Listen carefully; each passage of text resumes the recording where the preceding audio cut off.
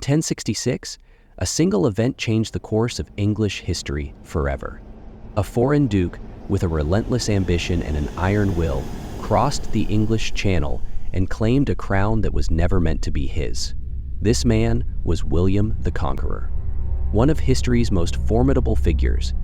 William was born in 1028 in Falaise, Normandy, as the illegitimate son of Duke Robert I of Normandy and Herleva, the daughter of a tanner. His illegitimacy earned him the nickname William the Bastard, a label that haunted him throughout his early years. Despite his controversial birth, William's father recognized him as his heir. When Duke Robert died during a pilgrimage, an 8-year-old William inherited the duchy, plunging him into a world of treachery and violence. For years, young William fought to consolidate his power, surviving assassination attempts and rebellions by those who sought to usurp his position. These formative years forged William into a resilient and cunning leader, laying the foundation for the audacious conqueror he would later become. The pivotal moment in William's life, and in English history, came in 1066. Following the death of King Edward the Confessor, England was plunged into a succession crisis. Harold Godwinson seized the throne, but William, claiming that Edward had promised him the crown, prepared for war. William launched an ambitious invasion, crossing the English Channel with thousands of troops and cavalry. On October 14, 1066, at the Battle of Hastings, William's army defeated Harold's forces in a decisive victory, cementing his claim to the English throne. On Christmas Day, 1066, William was crowned King of England, but the conquest was far from over. William's reign brought a profound transformation to England. One of his first moves was to fortify his rule through the construction of castles, including the iconic Tower of London, which became symbols of Norman dominance. William's rule also introduced the feudal system, which reshaped England's social and economic landscape. Lands were redistributed to Norman barons, displacing the Anglo-Saxon elite and forever altering the country's power structure. The Norman conquest under William the Conqueror marked a turning point in English history. It blended Norman and Anglo-Saxon cultures, influencing everything from architecture and language to governance. Even today, William's impact is visible. The Tower of London stands as a testament to his architectural legacy. In the final years of his rule, William's health had begun to decline. He was no longer the youthful conqueror who had stormed across the English Channel 21 years earlier. His once formidable body had grown heavy with age, and his health was a topic of ridicule among his enemies. One of those enemies was none other than King Philip I of France. Philip I, the King of France, had long been a thorn in William's side. Despite the two monarchs' shared interests in maintaining control over their respective territories, their relationship was far from amicable. Philip saw an opportunity to mock the aging Norman king, and he seized it. According to historical accounts, Philip, ever the master of sharp words, mocked William's weight and age. In particular, Philip made cruel jokes about William's expanding girth, likening the Norman king to a pregnant woman, an insult aimed at both his physicality and his vitality. The sting of this mockery hit William hard. It was a slap to the honor of the conqueror, who had fought his entire life to be respected and feared. For a king who had faced countless battles, this insult would not go unchallenged. William, already in his late 50s and struggling with his health, was not one to tolerate such mockery. Despite his failing strength, he knew he had to act swiftly to defend his honor and reclaim the respect that Philip had threatened to strip away. Fueled by anger and the desire for vengeance, William mustered his forces and set out on his final campaign, an invasion of Mantes, a strategic town that lay between Paris and the heart of France. Mantes, a town located on the banks of the Seine, was not only a prized possession but a symbolic target for William. To strike at it would be a blow to Philip, sending a clear message that William still had the strength and resolve of a king who could not be mocked. In the spring of 1087, William's army set out for the siege. The march was long and the soldiers grew weary, but the king's determination was unwavering. As the army approached the town, they began the process of laying siege, encircling and preparing for a brutal confrontation. The siege was harsh. The defenders fought bravely, but William's army, led by a battle-hardened king, was relentless. As the siege continued, the townspeople began to lose hope, and the walls of the city seemed to grow weaker with each passing day. But as the siege raged on, disaster struck, not from the enemy, but from within William's own ranks. In the midst of the siege, William, already an older man in declining health, was riding through the battlefield when his horse suddenly stumbled. The fall was violent, and William was thrown from his mount. His body crashed to the ground, and in the chaos, the pommel of his saddle struck him directly in the abdomen. The injury was severe. It was not just a bruise or a scrape. It was an injury that would prove to be fatal. The blow to his abdomen caused internal injuries, possibly rupturing his organs and leading to internal bleeding. In the days that followed, William's condition worsened. The once mighty conqueror was now bedridden and in intense pain. William was taken to the priory of St. Gervas in Rouen, where he would receive care.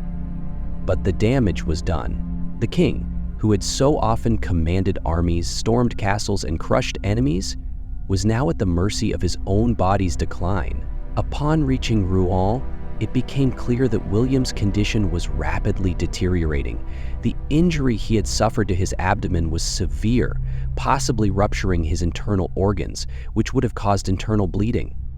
But there was more to his decline than just the immediate physical injury.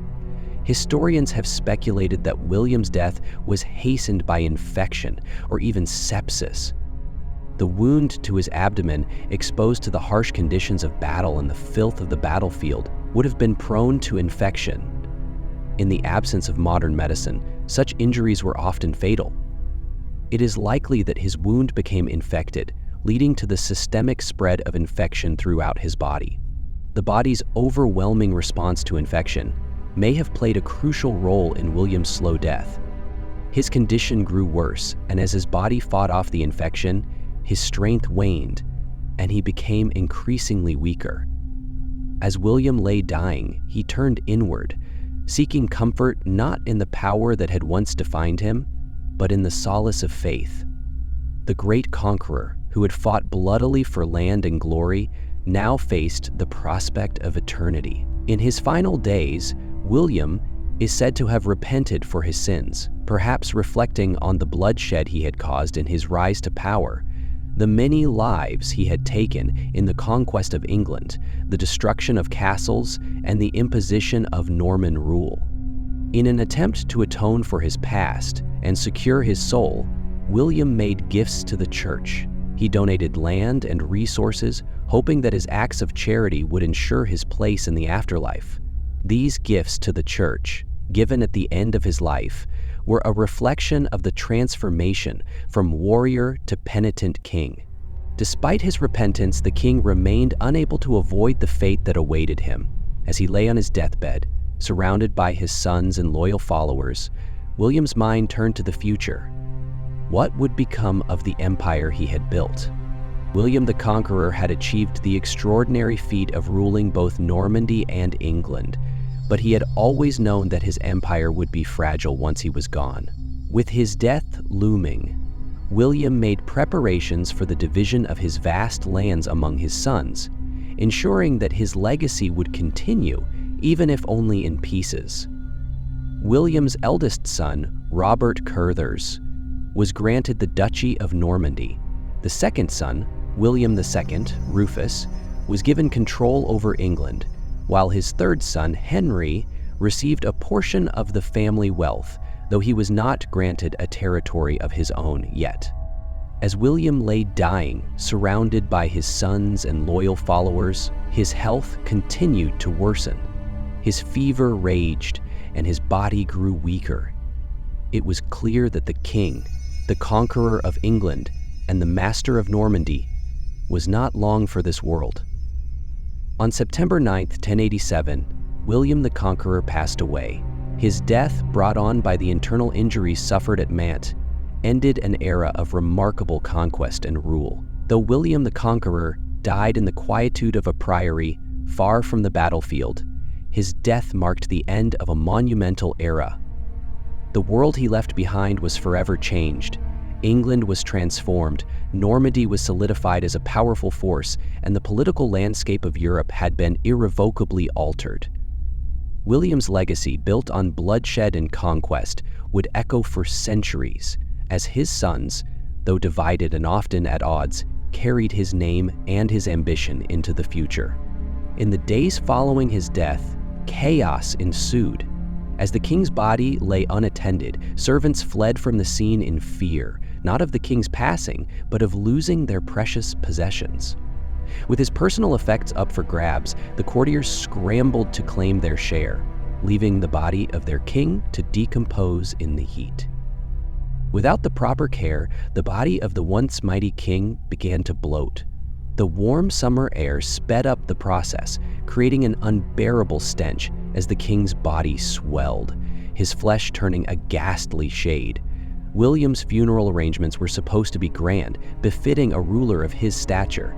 But as the body had been left unattended, the preparations quickly spiraled into confusion. The coffin was prepared, but there was a problem, a major one. It was too small. Despite the king's enormous size, the coffin had been made to fit the body of a much smaller man. As mourners gathered, the unimaginable happened. Attendants struggled to force William's bloated body into the too small coffin. The once powerful king's remains were crammed and pushed with alarming force, but this only led to an even more grotesque disaster. In a horrifying moment, the pressure caused his abdomen to rupture. With a sickening sound, the king's body split open, releasing a foul and putrid stench that sent a wave of disgust through the gathered crowd. The smell was so overpowering that some of the mourners reportedly fled in horror. The scene was pure chaos. What was supposed to be a dignified farewell had turned into a nightmare. The once feared conqueror, whose name struck terror in the hearts of his enemies, was now the center of mockery and revulsion. The stench of his decaying body hung heavy in the air, a stark reminder that even kings are not immune to the forces of nature. Mourners, who had come to honor their king, were left in disgust and disbelief. The situation had become so appalling that the ceremony had to be abandoned. In the end, after several failed attempts, William's body was finally buried in a hasty grave. The Conqueror, whose legacy had been built on conquest and glory, was interred in a manner unworthy of his stature. But even in death, his fate was not sealed peacefully.